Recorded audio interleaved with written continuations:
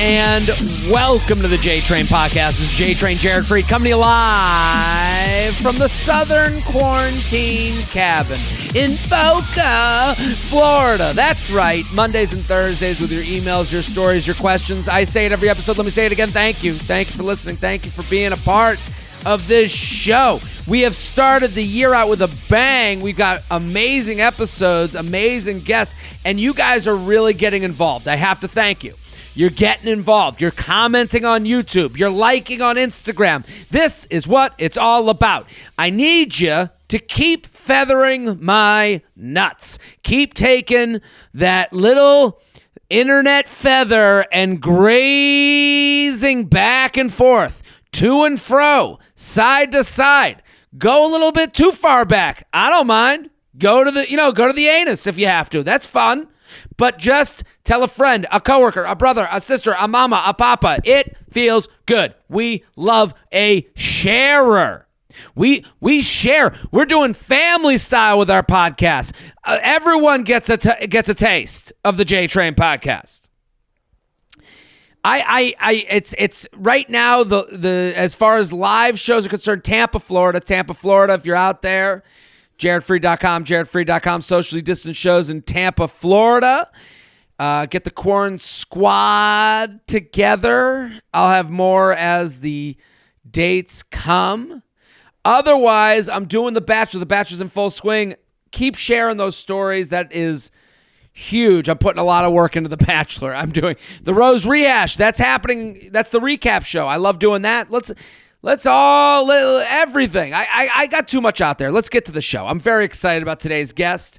A good friend of mine, hilarious comedian.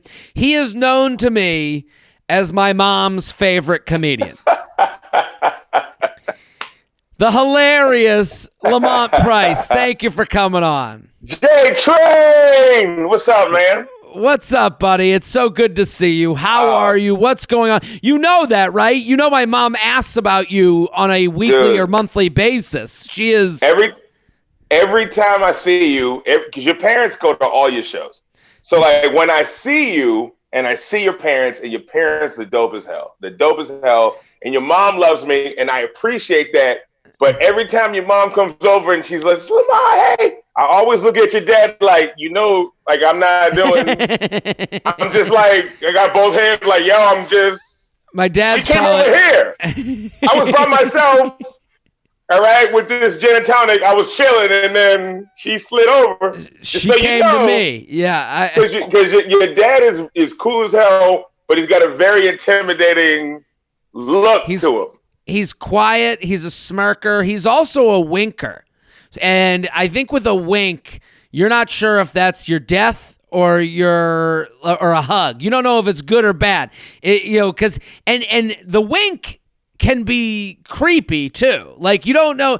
Sometimes a wink's comforting. Sometimes my dad, he throws that wink around, and it kind of feels like you're like, did I just get added to a list? I don't know what's going on, but yes, his kiss of death is the wink. Yeah, like it's the man who winked twice. Oh no! Oh shit! He gave you the wink. It's over for you. Yeah, I have that with. You got to get out of town.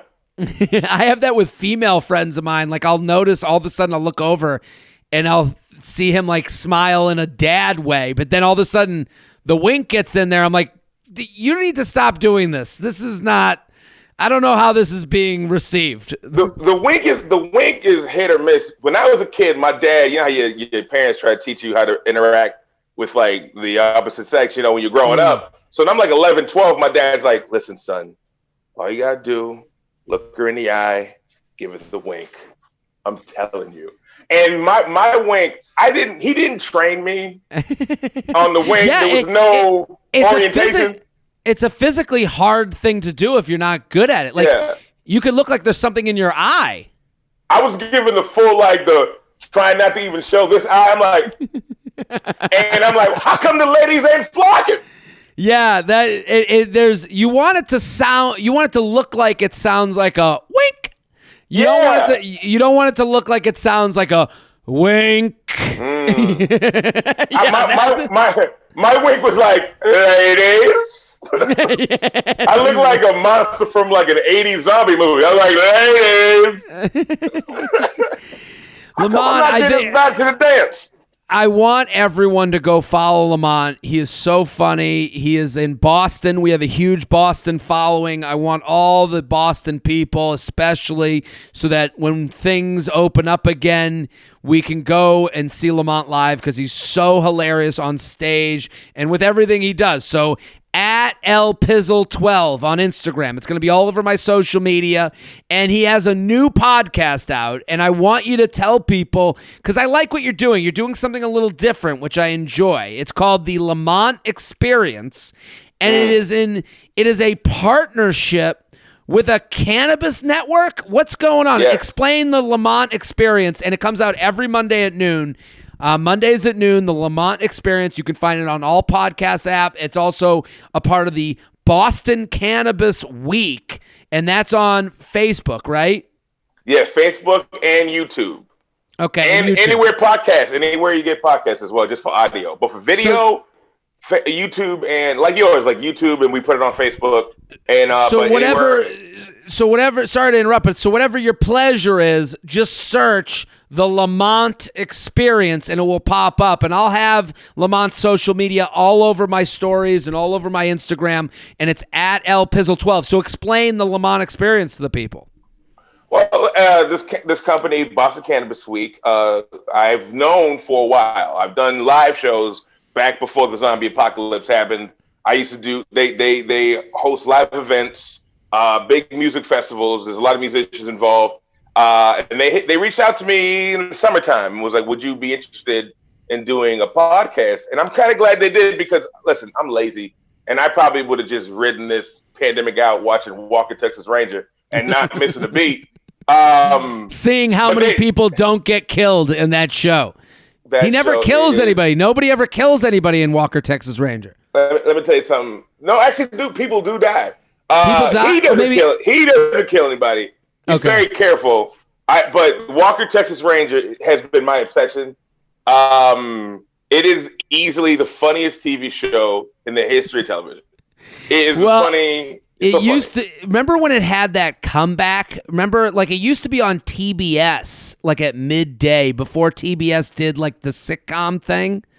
And I used to watch it all the time. And then Conan did this whole Walker, Texas Ranger lever, and he would just like pull the lever and all of a sudden they'd play a random scene that made no sense. And you come to realize Walker, Texas Rangers has like thousands of random scenes. The whole show.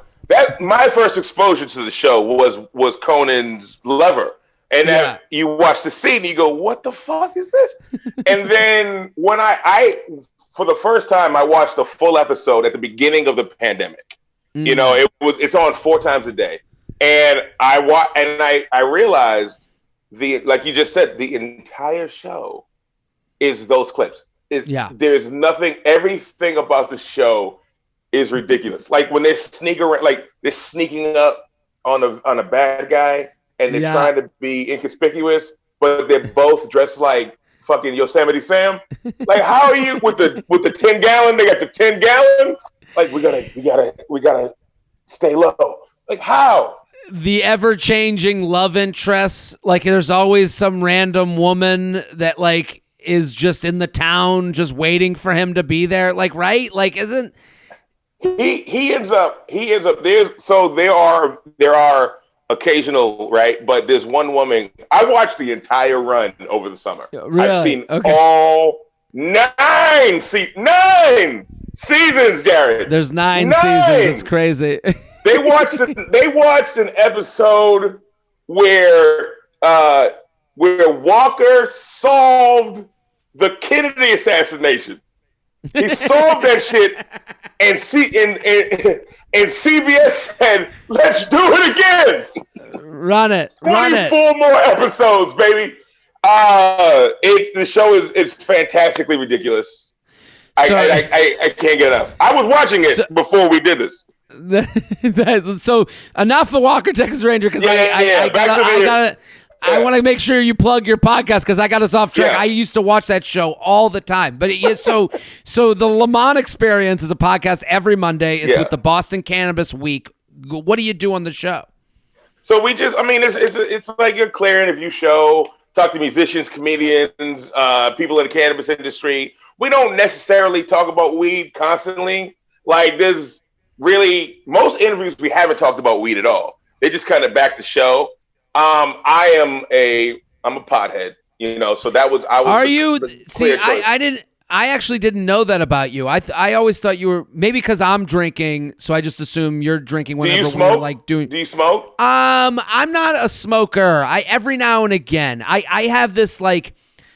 I really like a subtle high. Like I like a high experience. I got my couch, I got my blankets, I got my popcorn. Like I'm in for a high day, but I'm not in for like.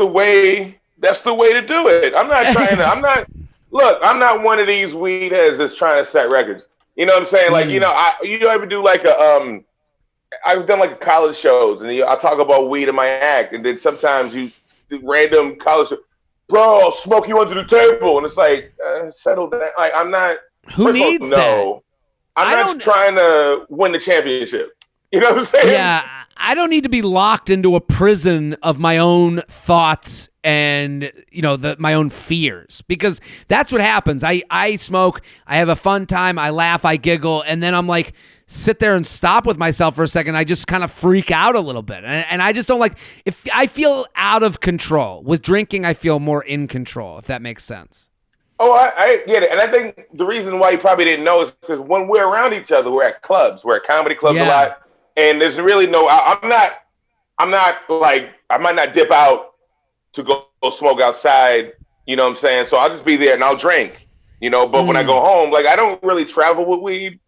A lot. I smoke at home mostly, and like you, I'm just chilling. I got my snacks. You know what I'm saying? Sure. Like I'm not trying to set records or anything like that. I'm just like getting high. So these guys that I work with, I've done live stuff for them, and they're big into the cannabis industry and like all the dispensaries and stuff. And they were just like, "Do you want to do a podcast?" And I was like, "Well, let's do it." And Lisa Finelli, who you met briefly on our call about a few weeks ago. She produces it, so I don't have to do anything but show up. Because if I had to do anything more, I'd be useless. But I've been doing a lot of cannabis, weed-related comedy shows, podcasts over the past few years. What are those shows like when you do a weed-related show? Are they mellow? Are they getting the jokes? Like, what's the difference between a drunk audience and a high audience? Not as rowdy, a high audience is you might have to go. I think that person's dead just because they're like, and as the comic, and it also varies, right? Some events seem classier because it's like I've done cannabis dinners, they in the food and. I'm no scientist when it comes to weed. Like I'm great at smoking it. I don't know the specifics, so like I'll ask stupid questions like, hey, how many blunts is in this mac and cheese? Like I need to know because an edible high is that's what I mean by losing different. But that's what I mean by losing control. Like I don't want to be in a position like where it's like where I'm like, wow, I'm high, and then they go, see you in 3 days, and you're like, I don't want that. I got things to do. I am on an edibles hiatus. It was like a year ago. I had a Saturday night free. I had a bunch of edibles. I had a lollipop and had a Rice Krispie treat. Mm-hmm. And I'm playing video games, right? And I don't know anything. I know how to eat the cookies and the brownies and the half. You take half. And then you kind of let it ride. Lollipops, different story. I go, couple licks, lollipop. Put it down. See how I feel. And the Rice Krispie treat too. Half hour goes by, I feel pretty good. Stupidly, I forget what I'm doing as I'm playing Resident Evil, and I put the lollipop back in, and I forget it's there, and I take the whole thing down. And then It's a classic story. This is what happens. Yeah. This is it can get away from you. So that's why sometimes like I have like one joint in my backpack that I probably had for like 6 months, and I'm just like I'm such a baby with it. I'm just like, okay, and take one drag, and I'm like, that's enough. That's enough for me. Like I'm like the mom who has like a glass of wine and goes, I am spent. You know, like that sounds me. Like an after school special. We found a joint in his backpack. You see those specials? A 6-month-old joint. Well, Lamont, I'm pumped to have you here. I want everyone to go follow you at LPizzle12. Go follow. Yes, thank you. Lamont is hilarious, and his podcast is great. I'm going to be a guest on it. It's called The Lamont Experience. That's a great way to get involved with his podcast, is to kind of use me as your appetizer to the other guests he has. So let's do the emails. You ready? Yeah, man, let's do it. jtrainpodcast@gmail.com, jtrainpodcast@gmail.com. Let's do this one. Sexual chemistry mismatch.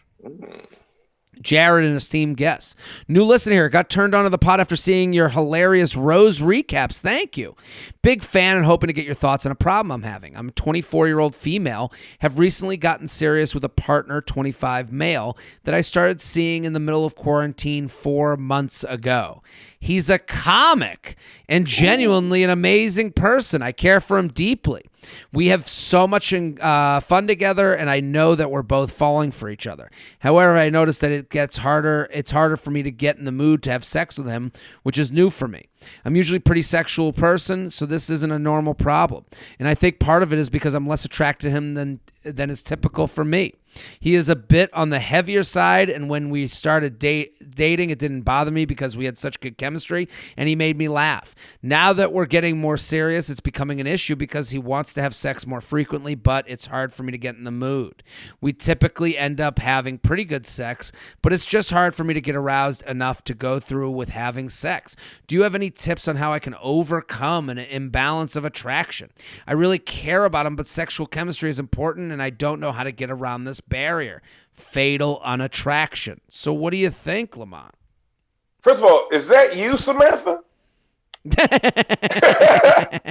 kind of heavy set, and I'm waiting for this to be my girlfriend. Just like, yeah, in the beginning it was fun and hilarious. Like, yeah, it is funny that like the laughs ran out. She's like, yeah, this was funny. Now make me come. And it's like, that's a hard.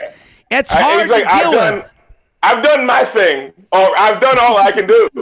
The coming is on you. Like, I am all out of that. I can make you laugh, but you don't want to laugh at my. She's seen his act too many times. Well, it sounds like that's what's happening. Well, she's seen, I guess, especially when you meet someone during this quarantine, it's a fast track. You're seeing a lot of each other. So I think like in the beginning where it's like, okay, we see each other every now and again, and you're like, he's cute, he's fun, he's funny. I think it's generally easier to get in the mood when you see someone less than when you see them more. So that could be part of the issue, is that she's seeing a lot of him, and it's just like, and now she's going, yeah, I don't want to have sex all the time because I have no like yearning for you. But her issue is that she's like, I mean, do you have tips for how you can? She's not physically attracted to him. Yeah. Right now, so I wonder though, was she ever? You know what I mean? Because was the beginning more just like, I just need to be around somebody because there's no one to be around? You know what I mean? Like, is that it? Yeah. And then after a while, you realize like, oh, I don't know if I like him, but he was there at a time when I had no one to be around.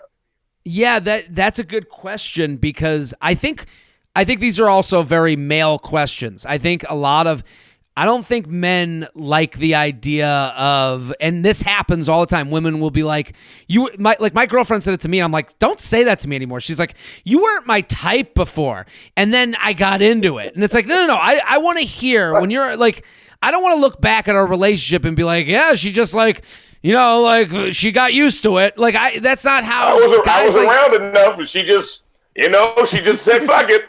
Yeah.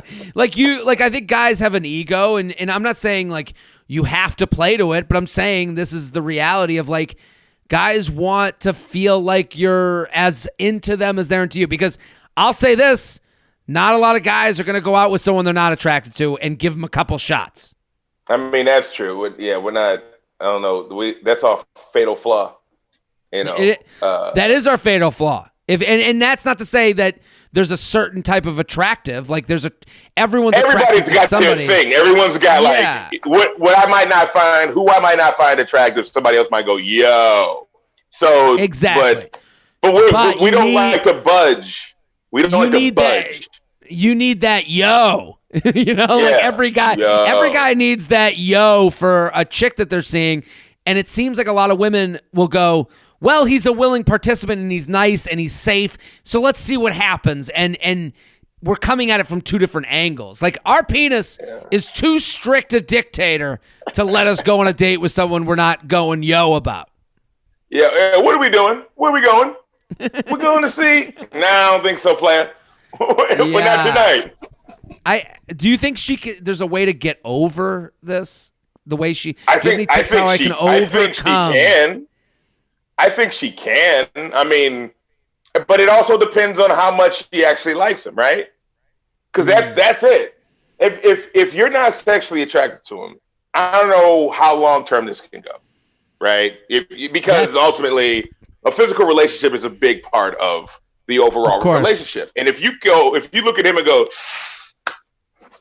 nah, then I don't see how far it can go. But in the meantime, if you like him outside of that and you see him, I mean, it's lasted this long. I don't know. I'm assuming at the beginning of the pandemic this started. So we're at almost a year now. And also, it sounds also like this could be like a microwaved marriage situation because everyone is thrust together in a way that there's no normal, I don't want to sound like I've been watching an old TV show, but there's no more courting. Yeah, well, we're here. That's my original point is like you have so much of each other that it doesn't matter how attracted you are at the beginning of this quarantine. You're now just like, we've done that. I think there's a little bit, you're used to each other. So I don't think you can get, like when she asked, how do I overcome an imbalance of attraction? I don't think it's something to overcome, but it's something to say, okay, will a different atmosphere make me more attracted to them? Will us having dates in different ways? And if those things don't work, if you say to him, hey, I want to do like a night where we get dressed up and we do a quarantine dress up night, and let's do that. And you do, come at him with some creativity to try and switch up how you hang up. If it's just how you hang out, like if you're just sitting on the couch next to each other every single night, you're going to get the same result. You're going to have the same dry vagina. It's not going to change things. But maybe she's talking about me, Jared. She's talking about me. Like, it's just it. Hey, Lamont, can you put on some classier sweatpants today? I mean, I guess. But if she said to him, hey, like, let's do like a fun like dress up dinner where I'll cook and you get the wine and then maybe there's like, oh, okay, I'm attracted to him because I'm seeing him from this angle and as opposed to the same old angle. But I agree with you. I don't think this is a long-term solution. I think there's a point where you have to overcoming it is not a way anyone wants to be with someone. So with someone that overcame their unattraction for them. I think that if the world were normal, this would have been a month of hookups, right? And that would have been okay.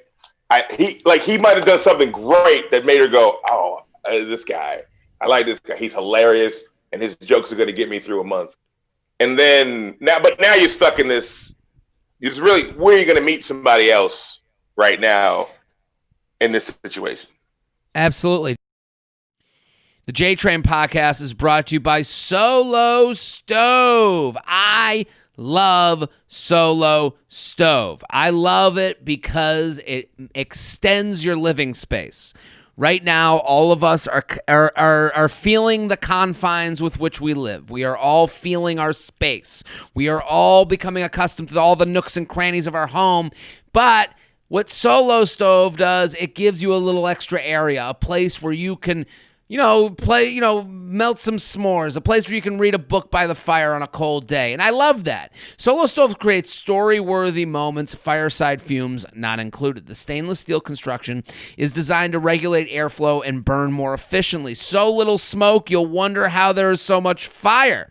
No campfire smell on your clothes and hair, and nothing left but ultrafine ash for easy cleanup. From camp stoves to backyard bonfires, Solo Stove products are portable and built to last. Easy to light with a few bits of starter, your fire is blazing in minutes. Take your Solo Stove with you on the road and set it up on your rooftop or backyard, and Solo Stove is so confident in their products, they're going to give you a lifetime warranty with every purchase. I got to say, I love this. This is a creative solution to what's going on in the world now. It makes your home into an après-ski winter wonderland. Even in the summer, you're going to use it because at nighttime, when the stars are out, it gives you fun experiences you never would have. And again, with the smoke being out of your eyes, that means you're using it more. You're using it for more fun stuff, and everyone can gather around and have a great time. So no one needs a reason to gather around the fire. Solo Stove just took away any reason not to. And now you can get $10 off when you use promo code JTRAIN at checkout. Just go to solostove.com, and remember, you get $10 off when you use promo code JTRAIN. JTrainPodcast at gmail.com, JTrainPodcast at gmail.com, here with Lamont Price. At El Pizzle 12, the Lamont Experience. That's the podcast. Go download, go subscribe. Where is the line of genuine, what is it called? Where is the line of genuine interest in love bombing? Are you familiar with love bombing? No, I mean, I don't know. What's the definition? The love bomb. So I guess love bombing would be that you just like throw a lot of like, I'm going to find a definition because the way I know it is you say a lot of things that are love bombing is an attempt to influence a person by demonstrations of attention and affection. It can be used in different ways and either positive or negative purposes. Psychologists have identified love bombing as a possible part of a cycle of abuse and have warned against it. I think it's like basically, I mean, that is a very technical way. Sounds like a pickup artist. Like those pickup artists? I've always known love bombing is like you come in hard and fast. You're the best. You're the most wonderful. You're the most gorgeous girl I've ever met in my entire life. So that you use all this language that would come from someone that loves you to try and convince them into loving you. Like to try and get them to. So I think it happens a lot where guys come in so fast and hot before they have sex, and then they have sex, and all of a sudden they're like, I'm not ready for a relationship, even though they just said, you're the most amazing woman I've ever met. That, if you say you're the most amazing person I've ever met, and then you have sex, and then the next day you go, hey, I'm not ready for a relationship, then you lied at some point. Well, that sucks. That's you being disingenuous. I never knew that was something that would work. I felt like if you're saying all that stuff, you have to already have sort of an idea of where your relationship is at. Like you're new to this person and you're already you're the greatest person of all time. You start doing the Homer Simpson into the bushes. You know what I mean? Into the bushes gif. I would do that, but I think a lot of people, I think the confusing part and the part that's very human is that we're all looking for love. Like we all want love. We all want someone to love us, and sometimes people dangle that over our head. Like, I have the love for you. All you got to, and you go, okay, and you can become intoxicated. Let me read the email. This guy is love bombing me, and we never met. Well, I mean, at that point, I have to go get away from this guy. Like, let's stop talking. Nuts. She writes, well, I'm trying to give it a chance and not be so jaded. This is the problem I have, is like, people will write into this podcast and they'll be like, well, I'm trying not to be why are you trying to go against your gut? Your gut just told you this guy's love bombing me. Back away. And you're going, well, I don't want to be, because this is what happens with love bombing. People go, well, how do I turn down love when it's right here? It's love bombing sucks so much because, and it happens on The Bachelor a lot, the TV show The Bachelor, where people get to the end of the show and they're like, well, I have love. I have the thing. I should get engaged right now. If I'm the one that turns it down, what kind of an asshole am I while so many people want love? So like what she's saying, that when she says I don't want to be jaded, she's responding to other people who don't have someone telling them how great they are. And it's like, that's not your responsibility. It's not your responsibility to not be jaded, right? You have your life to live. You can't, I think you're right. Like, people don't want to be alone. People see their friends hooking up, getting married, and then they think that, and it's all about society telling you what you should do, especially like by a certain age. You should do by 35. You should be blah, blah, blah, blah, blah, with blah, blah, blah, blah, blah. And I think people go, oh, my friends. I've heard so many people say, well, all my friends are married. And now it's like, who fucking so? I know. Trust me, it's hard. They won't be married in 5 years. I told my friends I always date guys who aren't really into me, so I'm working on it. But like, where is the line of genuine interest in love bombing? This guy has explicitly said he's interested in me, which is great, awesome, but he's never met me. He reached out to a friend of mine because he saw me on social media. With the holidays and his work schedule, we've had to push back meeting. It's been a few weeks of texting. I'm not a fan of texting with someone extensively, like how is your daying each other to death before the meetup. He sends heart and rose emojis and calls me babe, baby, etc. It all just feels like a lot. When he knew I was watching The Bachelor, he told me I would get his final rose. Am I just used to dating jerks, or is this weird and love bomby and red flag? Random, but he asked me if I was on the nice or naughty list twice, which once would have been one too many. That's weird, right? I can't decide if I'm just being jaded bitch or not. Haha, my mother and friends think I should give him a chance because he's conventionally attractive. He's got a cool, good job and actually likes me. So what do you think? Jared, I don't want to be dark, but this is how people get kidnapped. Like, I'm sorry. Right. I wanted you to read the whole. I wanted you to read the whole email, but honestly, sure. After 2 sentences, I was like, "Run." Yeah, this guy sounds creepy. Like, you've never met him. You watch those shows like Catfish and what's the other one? 90 Day Fiance. I've watched those shows, and I understand that you can meet somebody online and talk to them and never know that they're not who you're talking to. Anybody can get caught up in that. But to fall in love with a person you've never physically met, there's something. And you say it says her parents are like, go for it. Yeah. Yeah, the mom and her friends, because he's conventionally attractive and has a good, cool job and actually likes me. To me, if you're good looking enough to have someone see you on social media, which any of us could be, but if it's within one guy, it'll be within many other guys. So let's not act like he's the last flight out of Saigon. Like, this isn't your last and only hope. You're a beautiful person who has a lot to offer. The way your mom and your friends are speaking, it sounds like they're speaking from a place where they either already have relationships or they're sick of hearing your shit. So maybe you should be done talking to them about this stuff because they're tired and they want you to find someone so that they can stop being your counselor for this. So but I would say to this person, Lamont and I had the same exact thought. We heard hearts emojis, calls me babe. At babe, I'm out. Because here's the thing. When someone introduces me to someone in the context of there's no way I could fuck them, I don't want to meet them. So like when someone says like right, they're a pain in the ass to me. Hey. So and this is why when the guys have girlfriends, they're very much more real with you than when they don't have girlfriends. And in this scenario, she's basically like, I would never be like, if her and I were to meet, I would go, yeah, I can't do it this week. Maybe next week. Shoot me a text the day before and let me know your schedule. Like if it was like a meeting. But because it's a date and this guy's trying to get you to hold back your inhibitions, he's trying to, hey, babe, good morning. Are you on the naughty or nighty list? The naughty or nice list line is... Sorry. Get out. Run away. That's done.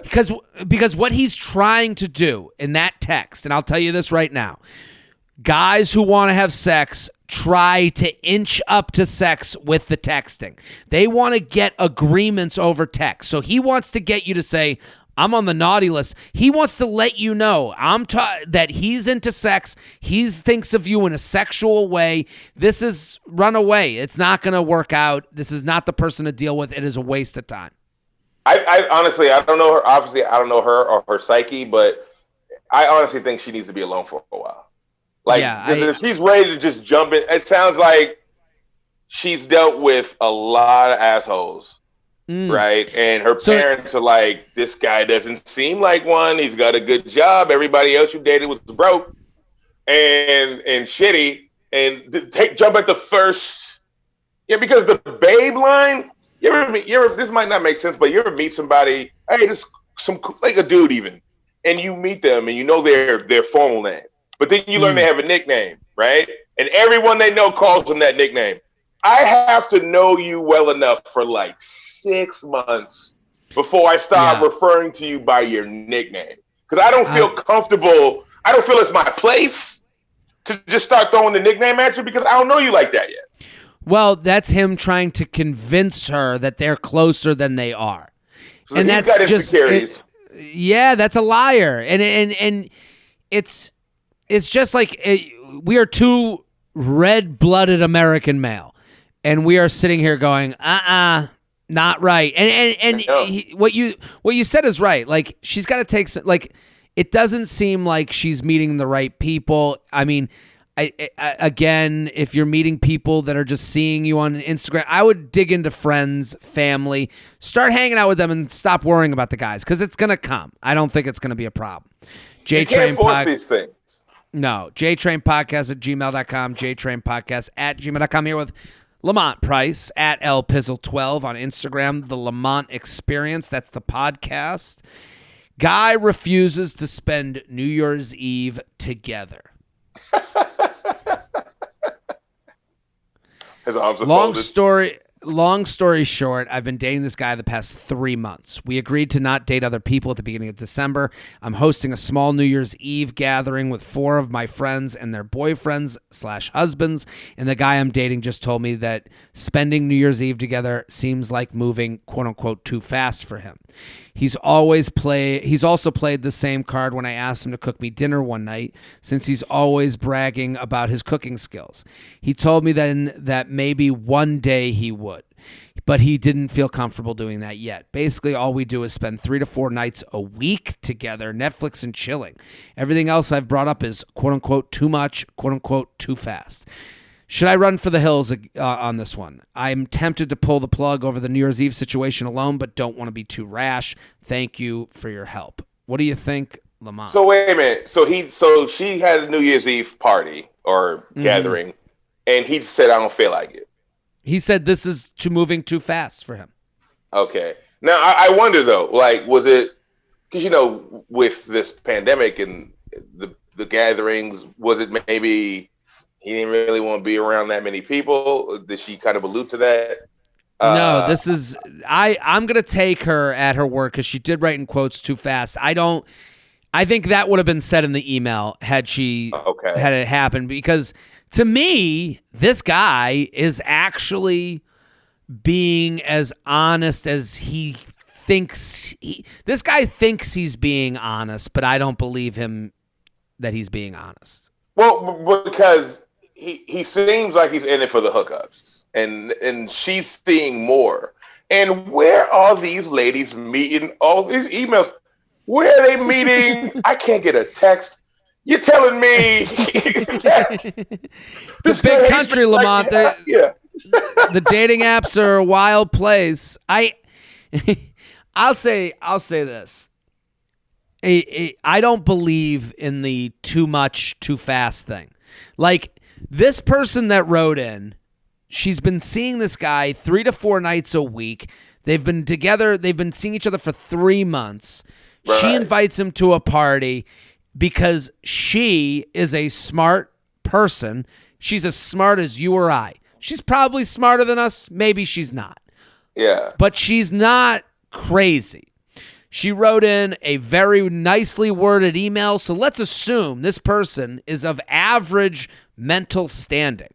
The average mental standing in your mind, you thought to yourself, now this is appropriate to invite him to meet my friends and their husbands and boyfriends. And he said no. That means you two are on two totally different pages. You want two different things.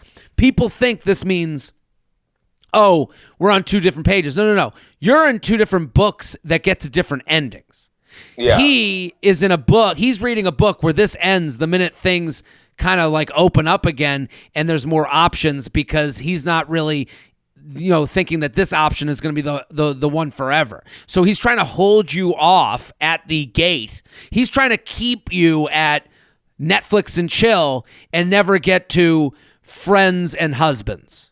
Yeah, and he's doing that as long as he can until this whole thing clears up. Because a lot of people date lazily, I think he's just sitting in something that's comfortable, and you're looking to make it uncomfortable by moving it forward. And he doesn't want that. I would move on. And he doesn't seem like he's going to be honest about it, because if he is honest, he'll lose his fail-safe. And it seems like she's his fail-safe. Yeah. Well, the honest part, he does think he's being honest. He's like, I'm letting her know I'm not looking to be too much, but he's not ending the sentence. He's not going, hey, this is too soon for me. And it probably will always be too soon for me until the day I die, because I'd never see myself marrying you. Like, that's a hard thing for him to say, that he also, I don't think he's thought, I tend to think of the best of people. I don't think he's thought that far ahead. Well, I mean, I'm a guy who tries to be as honest as possible with situations, just because I've learned that it's easier if you're honest. But I learned that there's always people who don't, either consciously or unconsciously, while trying to hold on to a situation. Like, I'd rather be honest and have her go, all right, peace. Because then, in my mind, I don't, my luck isn't good enough to have that kind of karma where I can just be a douche and think I'm not going to get hit by a bus in 2 weeks. Like, I just got to go, hey, look, this is what I'm about. And I've lost out a lot because of that. So there are a lot of people who don't, and it always makes me go, wow. Well, yeah, there's an element that he's kind of doing that too. He's saying this is too soon for me. He was willing to lose her if that didn't make sense to her. To me, that's what you're doing, and what he's doing is like, here's the contract I'm offering. I'm willing to be this much. His answer is the answer. She is disappointed by that's too soon for me, right? So now she's got a decision to make, right? Now he slid his contract offer over. Yeah. She has to decide whether or not she wants to sign on for the extension. You know what I'm saying? But if she signs on for the extension, then what? Can she go back and go, wait, could we negotiate while we're under the deal? You know what I mean? Like, if they're an opt-out after a few more months? Well, she's got a decision to make. Well, that's the thing. If she agrees to his contract, then there's going to be, when does she get his offer of too soon, or his rejection of too soon, and say that's enough? And he's going to keep doing too soon until she leaves him. He will never leave her. That's the really the horrible part. The J-Train podcast is brought to you by Figs. Figs is celebrating the awesome healthcare professionals putting themselves on the front lines this holiday season. They're the new icons, the risk takers who are doing more than we can ever imagine, whose game never stops. Figs makes the perfect holiday gift so these heroes can conquer the most challenging 24/7 game there is. I got to say, Figs is the one sponsor I get like so many messages about, and it's from healthcare professionals. So, and it's them thanking me, because these are like the Rolls Royce of attire if you were in the healthcare field. I have the pants. They're very comfortable. They're wearable. You can wear them out. You would look great going somewhere to go pick something up, do some errands. They're made they're made with like the yoga waistband, and I gotta say, I love everything about the pants, but I love even more that healthcare workers, like, this is something that is a key part of their life. So if you have a healthcare worker in your life, I know the holiday season's over, but this is a gift they're going to love and appreciate, because I know a lot of them will say, because listen, they're not cheap. They're doing a high-end, beautiful product, Figs. And so a lot of them are saying, well, those are my Friday scrubs. And it's like, why don't you help someone in your life who's a healthcare professional make their help make their Thursday a little bit better. Make it so they don't have to wait till Friday. So Figs scrubs are designed for comfort, safety, and functionality. Figs has a special proprietary Fion X fabric that features Silvadur, an antimicrobial and 4-way stretch technology. They use the same fabric to make face masks with a replaceable BFE activated filter. It kills germs wherever you go. They're also ridiculously good looking. That's the thing. When you look good and you like how you look, you start walking better, you work better. So listen, if you're a healthcare professional, thank you for your service. Thank you for doing what you do. This is a great thing for you to look into. If you have someone like that in your life, let's fix them up. Let's get them suited up. From classic V-neck to straight leg pants. They even have styles with yoga waistbands. Those are the ones I have. Great. Plus lots of pockets. Some of their styles include over 10. They make lab coats, jackets, totes, even compression socks. In response to COVID-19, Figs has donated over 35,000 sets of scrubs to hospitals, and they've donated $100,000 to organizations that support Black Americans pursuing careers in medicine. So this is a company doing good while making people feel good. Figs wants you to wear the scrubs you deserve and enjoy 15% off your first order with code JTRAIN15 at checkout. And if you're not working on the front lines, thank someone that is, because Figs will give you 15% off too. Head to wearfigs.com. That's WEARFIGS.com. Enter code JTRAIN15 at checkout. Love your scrubs. JTrainPodcast@gmail.com. JTrainPodcast at gmail.com. Let's do a dude email. Is that okay? Bring it on, man. This is a 22-year-old guy question. So let's be the grandpas and give some advice to a young buck. Come on, Sonny. First time, long time. Saw you live a few months ago. Had a great time. Recently developed some rapport with a girl at the gym. For background, I'm a 22-year-old man, post-grad, who recently moved to Cleveland. She requested to follow me on Instagram, and it appears she has a boyfriend based on some photos. I didn't go into the DMs because of this, but don't want to totally rule out going for drinks because I'm not positive she's in a relationship. Some people don't delete old photos, so it's tough to say for sure. Admittedly, I would bet that she is not single. What's my play to find out for sure without it being weird? Well, okay, so we're talking about 22-year-old. Right. Okay. Mm-hmm. I'm old.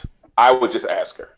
But what's his move? I haven't been that age in so long. I really don't know what the ins and outs of how he can just dig around. I don't think you dig around. I think I wish someone would have told me at 22, honesty and vulnerability will be the answer to all your questions.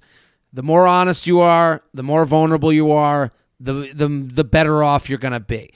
If I'm this dude, he said that the woman followed him on Instagram. Okay, so she's followed you. She's given a positive sign. Yeah. She requested to follow me on Instagram, and it appears she has a boyfriend. I think you can play a little dumb. Hey, I would send a DM being like, hey, I've seen you around the gym. Just wanted to say I've always noticed you around the gym. It kind of looks like you have a boyfriend. I'm not sure. Or let me go back. Hey, I wouldn't even say that much. I wouldn't even say the boyfriend. I wouldn't even bring that guy up. I'm not sure of your relationship status, but I'd love to do a drink sometime. That's what you say. I'm not sure of your relationship status, but I'd love to do a drink sometime. At that point, you've let her know, I think you're attractive. Hey, seen you around the gym a bunch of times. I've seen you around the gym a bunch of times. It's just saying, I think you're cute. That's the code word for I think you're cute. Right. Then it goes, I'm not sure of your relationship status. Now you're being respectful. You're letting her off the hook, but I'd love to do a drink sometime. Here's my number. You drop the number. Done. Right. Now the ball's in her court. Now it's like, okay, she can write back. Oh, that's so cute. I'm actually seeing someone. I'm so flattered. Fine. No problem. Good luck with everything. And you walk away. She followed you. I have a feeling that happened. That doesn't happen for no reason. That happened for a reason. That's true. Like so she sought you out. Did he give her a little bit? Did he give her? Obviously, she got his name and then said, "Let me find it." Well, we don't know. We don't know what happened because he said she requested to follow me on Instagram. We don't know if he liked a couple of her pictures. We don't know what the deal is, what happened before. I just know a lot of guys, and a lot of guys will be like, "Oh yeah, she requested to follow me," and it's like, well, did you like 30 of her pictures in a row? Yeah. Maybe like so. I would say like check all the captions under the pictures with the guy and see how many times she says something like, "I'm so happy with him." You know how they say it's so great with him with the hearts. If there's like 3 of those, then you just moonwalk. You got to moonwalk. JTrainPodcast@gmail.com. JTrainPodcast@gmail.com. Here with Lamont Price. Let's do a little bit of a longer email. I actually forwarded it to you. It has attachments. So we're going to close the podcast with an attachment email. Is that okay with you, Lamont? Yeah, man. I just forwarded it to you. I sent it to your email. You have it in front of you? I don't. Actually, dude, this is crazy because I'm actually doing this on my phone. Really? This looks great. Yeah. I didn't know it was on your phone. Yeah, my computer about a month ago, the camera is older, so Don't worry about it. Shitty. So I'll read both parts, but we'll put up I have screenshots, is what I'm saying. Okay. Jared, longtime listener, thanks for doing the Lord's work. I'll get straight to it. A few years ago, I 26, moved to a new city and became friends with a mom, 38, whose daughter I babysat. Okay, so she moved to a new city, became friends with a mom. She babysits the mom's daughter. Our daughters got along great, so it seemed perfect. She was going through a lot at the time: divorce, DUI, probation, custody battles, depression, etc. She had also moved to the city around the same time, so we became close friends quickly. I was her rock, and because of my nurturing nature, I enjoyed it as well. I always felt like she was a tad bit selfish, but blamed it on all the stuff she had going on at the time. Fast forward a few years, and she's doing a lot better and has a bigger social circle, and it has grew. And as it grew, I felt myself being faded. It wasn't a big deal at first. I'm not a needy person per se, so I didn't let it bother me. I was pregnant during quarantine, and that combination took a huge toll on my mental health, and it got worse after I gave birth. I reached out to her many times, and I never felt like she was actually there for me. She only came to visit me once after giving birth and would always say she was coming over, but never did. We live about 50 minutes from each other now, so we can't just show up at each other's doors anymore. Several times that I knew I'd be in her area, I'd let her know that we would make plans only for her to cancel and forget the day of.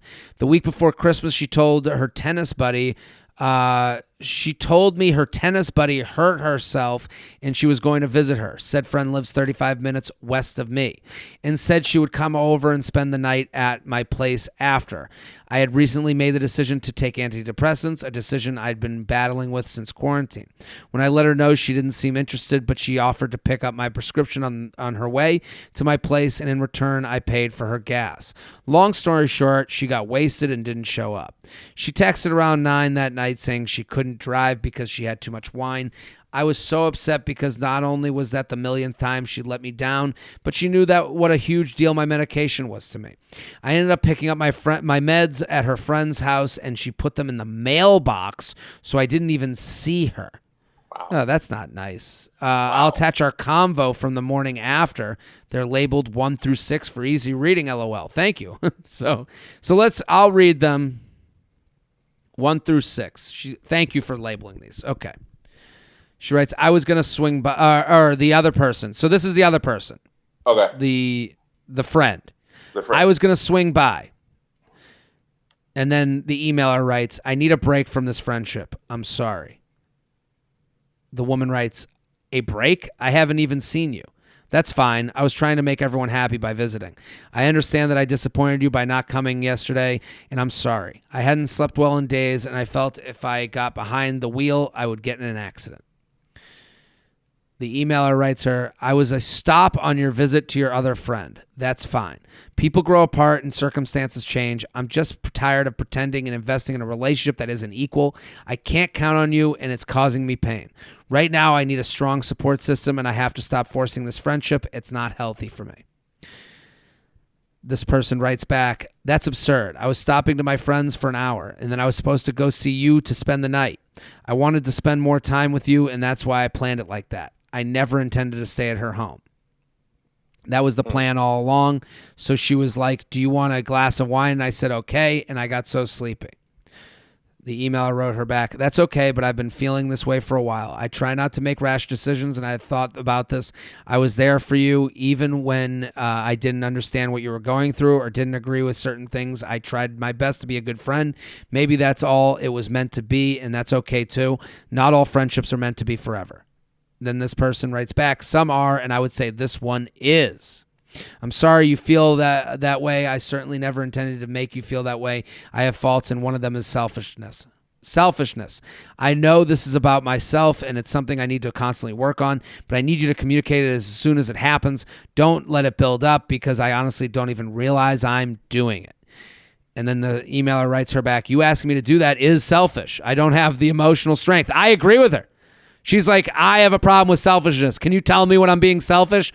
No, it's not. That's not how it works. When you care about someone, you take notice that you've been acting like a dick to them, and you say, hey, I'm really sorry. I've been a dick lately.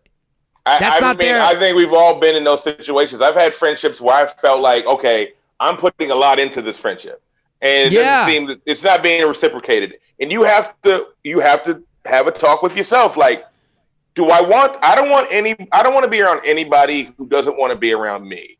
And sometimes that might hurt. That might be some bad medicine to swallow, but that's medicine you need. Like, if the person doesn't want to be around me as much as I want to be around them, then at some point I'm making a fool of myself. At some point, I'm working too hard for this. So let me go back to the email real quick. Okay. You asking me to do this is selfish. I don't have the emotional strength. And then the person writes back, all close relationships require work.